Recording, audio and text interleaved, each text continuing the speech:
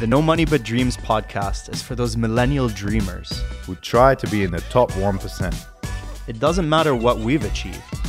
We wake up every morning with the mindset that we're still broke, We welcome you on our journey in search of that home run. which can change everything. Everything? Everything. What's up, guys? Welcome back to another episode of the No Money But Dreams podcast. And we are back where? At the original studio, Where it all started.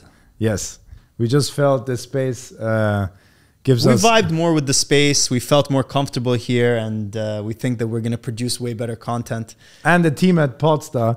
www.poddster.com is a underrated. Yes, exactly. Anyways, let's get started. Tark, what are we going to be talking about today? Why does it matter?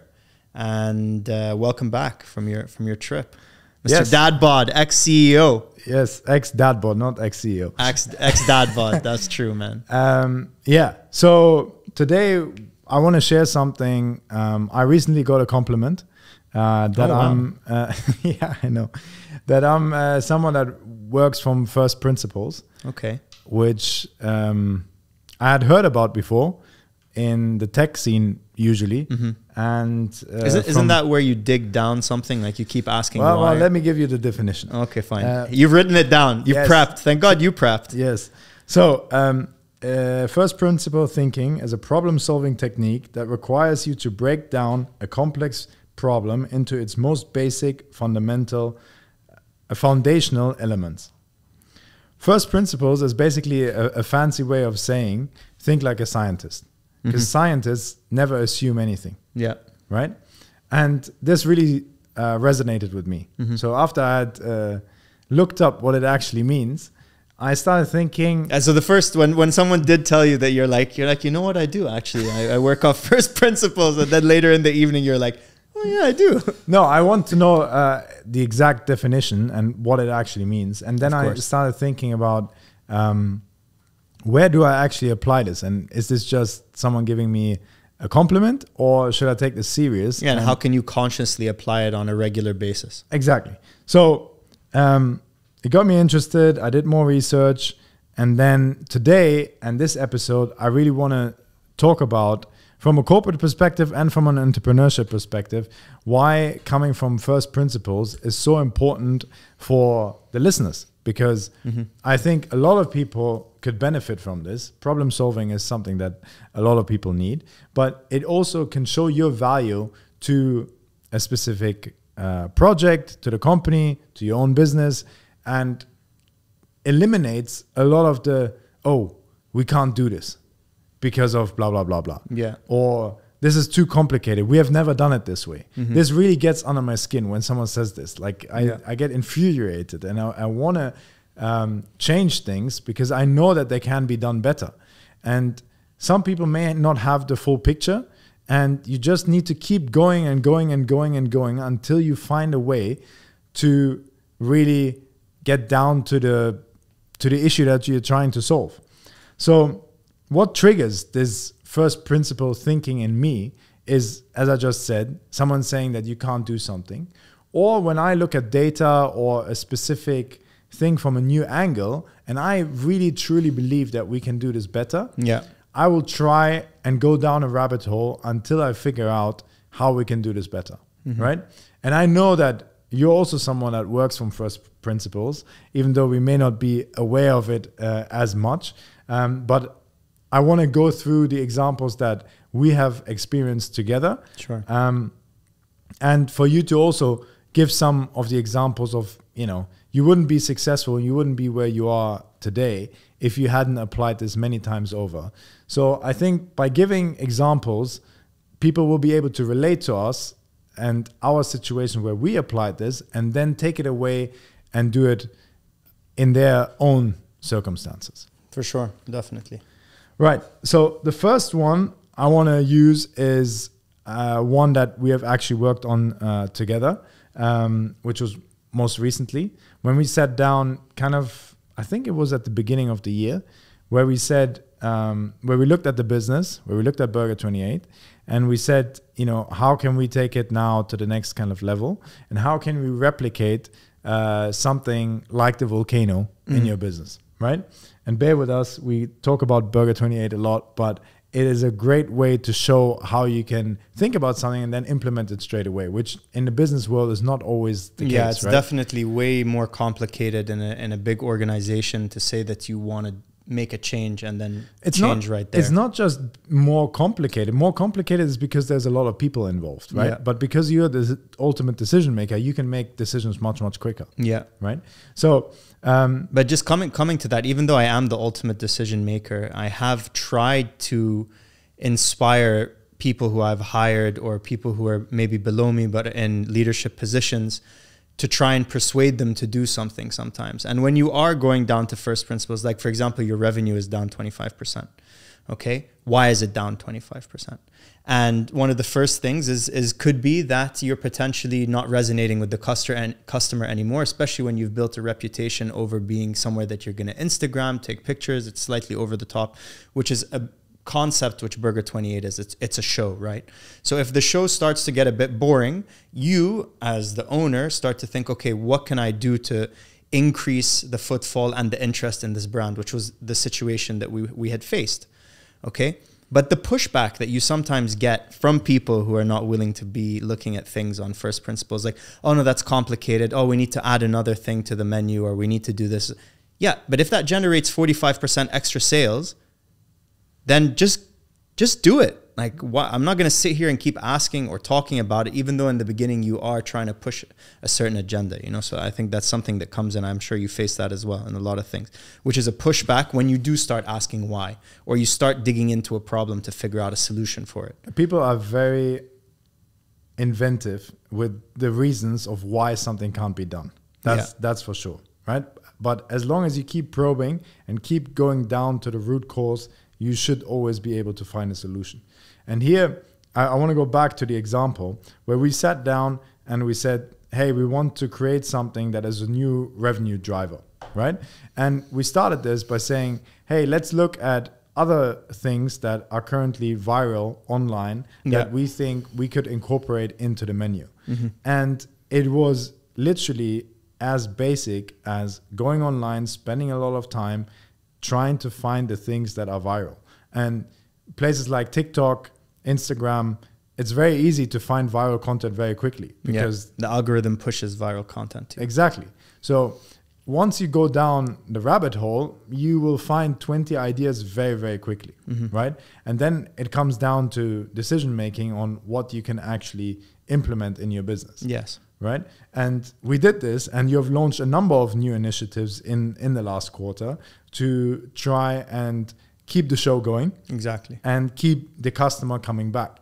But something that is maybe that you have realized over the last quarter even more is the shift from the customer going from in-store, which we can use our Dubai shop as an example. Yeah.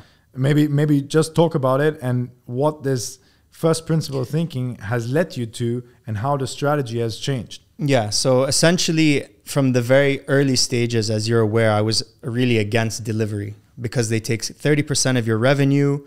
At that point in time, I thought that when you go onto an aggregator, you have so much choice. So the chances of you choosing Burger28 again, or whatever restaurant for that matter, is lower. They're not as sticky, etc. So I was, strategy-wise, was completely against delivery. How do I get people into the store? And the strategy of making the show is what drives people into the store, right? So that's why Burger28 as a strategy, as a social media, as the way it communicates, the brand itself is really out there. It's engaging, and everything is focused on how do I drive the customer to the store. Even the fact that we take your order at your table. It's not like Nando's where you go up to the counter and then they give you. Everything was thought about on how can you increase that customer touch experience to make it unique every single time, make you want to share it. Now, when you go through a bit of a hard time or you see sales go down and you're trying to figure out why, one of those things was, as we did, was looking at, okay, how do we drive more customers to the location? We came up with a few things that did drive customers, but then it died down a little bit. So you start digging a bit deeper, right? You start looking at other people, other brands. What are they doing? Who's successful? Why are they moving? Why? Exactly what you're saying, you know? And it's difficult to keep asking why when the thing that is actually potentially the answer is really against all your original first principles. You know what I mean? Which was kind of the case. And the more I dig deeper into delivery, there's a lot more growth for me for Burger28 in delivery because I focused so much on driving traffic to the store. But then I dug even deeper. I started looking at myself. What's my consumer habits? And there's so many times that you'll go online and you'll say, you know what, I want to try something different. And you end up ordering the same thing that you've been ordering every single week. For example, if you eat a burger a week from the same aggregator, from the same vendor on the aggregator, even down probably to the same product. So you said that they take 30%. Yes. So every time that they order, the money that you make on that customer isn't as high. Exactly. You don't make all the revenue because there's a cost. Yes, but the lifetime value is higher. Yes. Exactly. So lifetime, so the repetition of orders and hooking talk the customer. about, let's maybe brief people that don't understand, like customer acquisition cost, for example. Yeah, exactly. So if you acquire someone on an aggregator, yeah. And this goes for any business, guys. And actually going down the rabbit hole that I've gone down with Tarek of us being kind of obsessed with startups and startup entrepreneurs and understanding startups has like brought these kinds of ideas into your mind, which are applicable to every business. CAC, lifetime value, like they sound ridiculous or they sound like something which a restaurant wouldn't have to think about, but they're valid for everything. And sorry to... So if you do an ad on one of these aggregators and you get someone, and they stay with you, then on the first time they may be worth, let's say $5, right? Actual profit. Yeah. But if that guy orders from you every week for half a year, that customer is worth a lot more than someone that may visit your store once a month. Or and what's even more interesting is if you dig down deeper into consumer habits, how much easier is it to order food on your phone? I counted the clicks. Open Deliveroo. If I've ordered Burger28 again, it's in my recently ordered. I click once. Do you want to order again? It's 3 clicks. Open the iPhone, reads my face, click Deliveroo, click order again. Yeah. Very, very seamless experience. It's a seamless experience. Compare that to, let's go to Burger28, call my friend, get in the car, drive the car, go to Burger28, order, etc. You know what I mean? And when you break it down, again, we're coming to the first principle. When you break it down, it's a no-brainer why the customer is going to be stickier. On top of that, he lives next to you. So the fact that he has to move his home, which he's probably going to do once a year or maybe twice a year, for you to break that link. But if you're in enough locations and you cover the whole city, for example, Dubai, no matter where he goes, that loyalty is going to remain. And the interesting thing that I told you... Also, like if you're only chasing the show all the time, like the show, it's like a hit. And then after it's gone. You know and it doesn't pay the bills. No, it doesn't. I mean, you get likes and stuff, but it doesn't pay the bills. Like people have to actually order and eat your food. For sure. And because your food is good, people will repeat order. Yeah, right? I mean, we believe in the product. Heart, like hands down, we believe in the product. So it's just a matter of scaling it and expanding. Yeah. And the interesting thing, what I told you before we expanded together, was that you spend all this money on social media and you have actually created a show, which a lot of other restaurants can't create. Yeah. Right? They're not good at creating this. And when you actually go into some of these dark kitchens and stuff, they actually make you spend money on marketing so that you are promoting and they can easily get orders. 100%. Right? You could. And you're already doing this. Yeah. You're already doing this. You already have now national coverage with your stores. Yeah. Now on the delivery side, it is just increasing or reducing the slack in the kitchens and getting added revenue to your income stream. Exactly. And what what it did to our restaurant was that the split at the beginning was kind of 70-30. Yeah. And now it's more 50-50. Yes. Which is crazy. Yeah.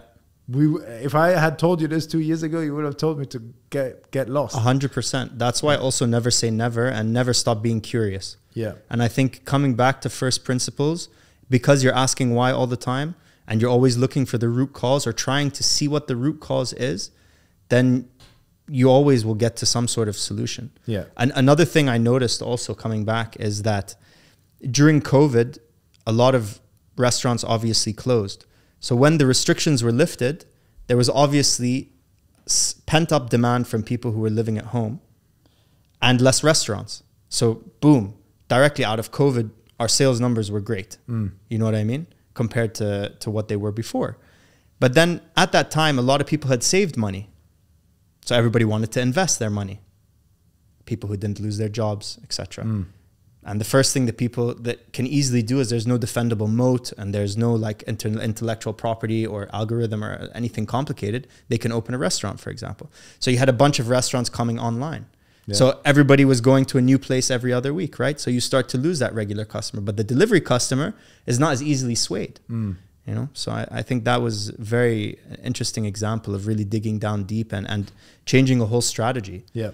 I will give another example now from my kind of day-to-day that actually happened today. What? Yes, today? Yes, it happened today. So we had a client complain. Yeah. And the complaint was written or was highlighted to me. He wrote an email where he used as many swear words as you can imagine. Oh my God. In English. Yes. So the guy had been with us for 15 months and he has been a very pleasant customer since, but he had a problem and he wasn't really being heard until he switched language and became outrageous, right? And the first reaction is, you know, you're not going to speak to that guy. Like you just want to get rid of this client. Yeah. Right. And a lot of people reacted like this in the organization. Yeah. Everybody say, oh no, he's crazy. He's swearing. We don't need him. Exactly. Yeah. What is another customer? He's way too much headache. And exactly. And all of this. It's not worth it. Yeah. So I listened to a 30-minute phone call between us and the client. And in this phone call, he outlines what he wants, and it is not money. He outlines the problem that there is, and he outlines that he has got enough proof for all of this to like be very valid and come out and show that we're in the wrong. Yeah. Right. And my first instinct, and I was being pressured from the whole company to basically make a decision to cut this client loose. But I thought that was too easy. And I went the complete opposite route. And I started digging and working from first principles. And here is a really good example for how everyone can just step aside and take a moment and try to solve a problem at its root. Because if this client has this problem, many other clients will have this problem as well. Right? If one customer doesn't like something in your process, in your menu, or in the service, then by fixing it, you have so much more upside than trying to get rid of the client, right? So I just spent another hour trying to speak to different people in the organization and come up with a solution that will actually fix this problem. And it's not an easily fixable problem, but by just talking about it, I found out that people had heard about this, but they have kind of wasn't the first time. It's been brushed under the carpet. Brushed aside. We thought it wasn't an issue anymore. And people didn't take it serious. And this guy, because he went nuts, has now raised the attention of the right kind of people to get it fixed. Yeah. And that, you know, just because someone in the organization is telling you, oh no, this can't be done, this is not how we do things, or it's not important, you shouldn't just go away. You should think and come up with a strategy or come up with reasoning of why this needs to be fixed. Yeah. Right? And that, it was very funny. Like on the drive here, I thought about this, and it's so funny that we're talking about this now. And on the same day, it happened where I have an example where this can potentially get us a lot more happy customers, make a lot more revenue if this is fixed. So these things, they have big implications for your business going forward. Definitely. Right? The same as, you know, if you now are able to go instead of 70-30 splits and not rely so heavily on dine-in customers anymore, and it's more 50-50, you're much more diversified. And if there's another lockdown or whatever the next thing will be that will be an obstacle in growth for you, you'll be able to deal with that a lot better. I mean, what was the biggest issue in Burger 28? Finding a location, right? That goes away if you have no front of house. Yeah. You can go into a dark kitchen straight away. No landlord can raise the prices anymore. That are just you don't like ridiculous. it, you give your notice, you leave. You don't have to write 5 years of checks. Yeah. You don't have to do the fit out. How much is the fit out? The kitchen is actually not worth that much, especially if you're buying secondhand kitchen equipment. Thank you, Tarek. I'm never buying new kitchen equipment ever again. Yeah. You know what I mean? So your cost to expand is far less. Yeah. And we spoke about scalability. That's the key to everything. I mean, when Reef launched 150 different locations from Mr. Beast. Yeah. Yeah. Or overnight. DJ Khaled with his wings. Yeah, that's just crazy. Yeah. But that kind of scalability is only available if you're able to build an online brand. Yeah. And this is like the internet companies and everything that's gone online. It's the same thing that's happened to restaurants. And I was a bit slow to it because I wasn't curious, you know, and I brushed it away. I wasn't using first principles. From the moment that I thought this is a bit different, I was like, no, I don't want to go down that rabbit hole, which was a mistake in retrospect. Yeah. And this also teaches you to always stay open. 100%. That's this year is where I learned, honestly, just to always keep your eyes and ears open, keep reading, keep looking at other people, understanding, seeing where the market is going. Like, don't be with the horse blinkers on, you know? This for me has been so interesting that, you know, I've been in this industry now for 10 years, right? 10 years, man. Yeah, I mean, Burger 28, it's almost 6, dude. Yes. So you have got industry experience, and clearly you're clouded by your own judgment and by your own experiences. 100%. Right? It's actually almost works against you. Yes. Because you're like, oh, no. Yeah. And then when you know, I've changed companies 3 times, right? And every company has done things in slightly different ways. Yeah. But this company, a lot of things work in a completely different way because they're only 5 years old. Yeah. Right? So they're a lot more tech driven, a lot more data driven. There's a lot more opportunity.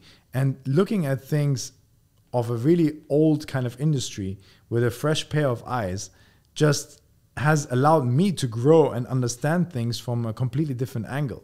And just because you're in sales or because you're in marketing or in compliance or wherever you sit, what you have been taught 5 years ago or what your experience is like doesn't mean that you can apply this to the current day, right? Like crypto in 2016, 17 was very fringe. Yep. Now it's very mainstream, and your competitors potentially change. You're potentially not competing to the same people that you were competing 4 or 5 years ago anymore. Yeah. You got to be able to compete with people on user acquisition level, on a social front, whereas Google PPC was the standard in our industry like 5-6 years ago, right? But now it's all about viral content and viral user acquisition, right? So you learn so much by staying open and by not thinking that anything that you know is the one all be all kind of solution. You got to stay open. You got to want to learn. And first principles really help you here, because any problem that there is, you can keep asking why. And you can ask yourself, but you can also ask others and challenge others to get to really the core and then make the best decision. And don't stay there and say, no, it has to be done this way or it has to be done that way. And it takes a bit of vulnerability to allow yourself to say, I may be wrong here. A little bit. It takes a lot. Yes, it takes a lot. But once you get over yourself, which is what you do with wisdom, wisdom gets you there. That's why I feel that I just turned 34, and I feel that as far as like wisdom is concerned, and being very like open to listening to criticism and asking why are we not the best delivery? Like, why is this burger joint better at delivery than us?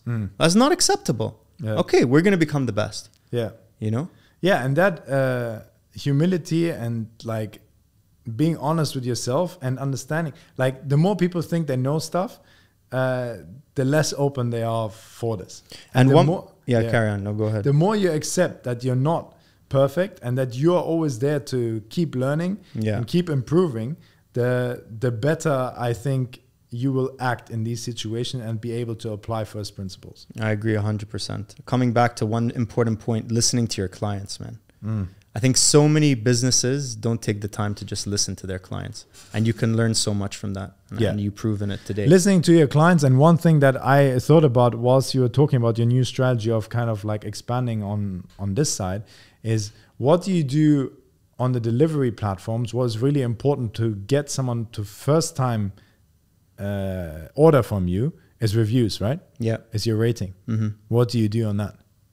That's something you should take away and think about. How can you increase the amount of positive ratings? And not by doing anything dodgy, but sometimes just nudging your customers to leave you a positive review can change your whole, because if you go from a 4.1 to a 4.4 or 4.7, there's a lot more people that, because of social proof, will give you a try. And once they have you, I know hands down your product is amazing, but that will start this flywheel effect. Yeah. Exactly. 100%. Exactly. Definitely. Okay, cool. Let's wrap it up. Yeah, I hope you were able to take something away from this episode. If there's one thing, just keep asking why. Exactly. Keep asking why and keep applying this to your situation wherever you are, whether you're in a business or a business owner. It can only help. I agree 100%. Thank you for tuning in. Like and subscribe. Thanks.